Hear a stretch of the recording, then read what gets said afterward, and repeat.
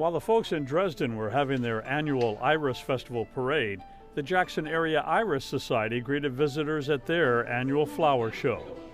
Several years ago, back in the 70s, I believe it was, a group of people that just love irises got together and decided to become accredited with the American Iris Society. And we do a show every year and where members and even people from the public can bring their irises in as long as they're named and enter them into the show to be judged. There are nearly 300 different species of iris, the name originating from the Greek word for rainbow. And looking at the variety of flowers at this show, it's easy to see how that name came to be and why so many people love our Tennessee state flower. What is there not to love? I mean, they're just, I can't put it into words. I just love the color. Look around the room, look at all the different colors and the color combinations, and more than one color, you know, on a flower, and more than one flower on a stalk. Like a tulip, you just got the single flower, but look at the iris and how many stalks, and they're practically indestructible. It takes a lot of hard work to kill one, but it's not hard work to keep them alive. The iris is a hardy perennial herb and grows throughout the expanse of the northern temperate climate zone. Perhaps some of the plant's hardiness comes from its wide variety of habitats. There's thousands and thousands of different types of irises.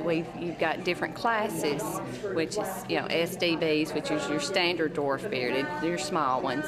You've got the border bearded, the IBs, which are intermediate bearded, and then your tall bearded, which most of these here today are the tall bearded. And then you've got the classes of the beardless irises. So, and I personally grow over 600 in my yard. So, and that's 600 different named ones. This year's show displayed 103 plants, so there were plenty of colors, shapes, and varieties to enjoy. In our show here today, we have different types of iris. We have the tall bearded, which are the tall ones that you see here.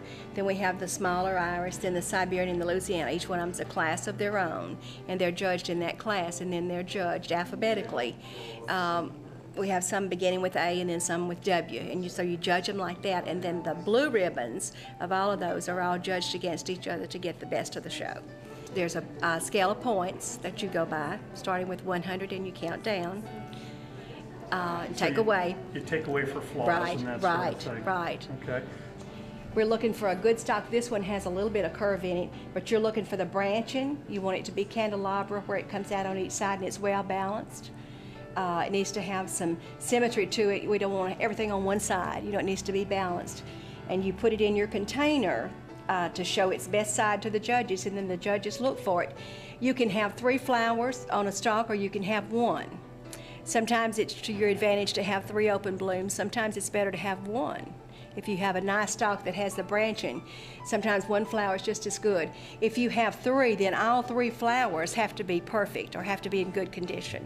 If you have 1 flower that has a tear, like this one's been bruised and transported it to the show, you have to take away points for that. If your foliage is bad, this has bad foliage, so you would take away from that. So you just count down points.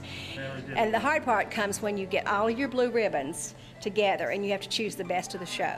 Then you have to look for every little thing. And sometimes when you're counting down, you'll have only 1 flaw you can take away. And that gets very hard, and you have to really watch close, because you don't want to hurt anybody's feelings. And you want to be able to say when the show's over why you chose this one and not this one, you know, because people want to know why you chose theirs above mine, you know. The flower show is the Society's biggest event of the year, but there are other activities for the 20 active members to enjoy. We just get together 4 or 5 times a year in February, March, and April for preparation of our show.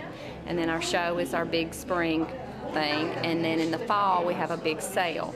So in July we all spend time digging in our beds to sell our irises to the public.